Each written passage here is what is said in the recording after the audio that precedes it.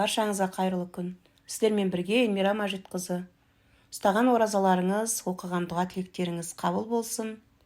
Оразаның 4-ші күнінде ауызашарға өте жұмсақ, өте дәмді, ауызға салса еритін тәтті рулеттер дайындадым. Алдымен үлкендеу табаққа ұнды елеп салып қойдым. Одан кейін кесеге 1 жұмыртқа мен ашытқыны қосып, 2 ас қасық шекер, 1 шай қасық тұзды қосып, ерігенше араластырдым. Одан кейін сиырдың сүтін жылытып, 1 стакан жылы сүтті, дүкеннің сармайын ерітіп, шай кесе мен жарты кесе сармайды қосып, массы 1 келкі болғанға дейін араластырып алдым. Сіздер де осы рецепт бойынша дайындап көріңіздер. Шай ішуге өте керемет тәтті рулеттер дайын болады.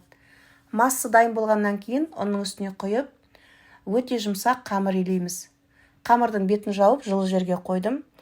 Енді қамырымыз көтерілгенге дейін арасына салатын салмасын дайындадым. 2 түрлі етіп, біреуі үйдің сүзбесіне шекер мен қаймақты қосып араластырып қойдым. Екіншісіне сиырдың сүтіне 1 пачка макты, 1 ас қасық шекерді қосып, астын баяу отта қайнатып қоюлатып алдым. Міне нанымыз мына жерде 4-ші рет көтерілуі, арасында 3 рет бастым. Енді ұзыншалап 1 қылып 4 бөлікке бөліп алдым.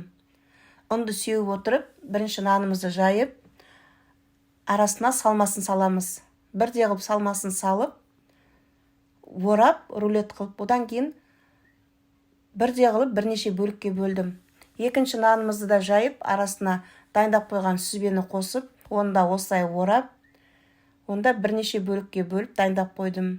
Қалған 2 нанымызды әртүрлі формада арасына сүзбе салып оларды бүріп дайындап алдым. Енді осы кезде духовкамыз қызып тұр.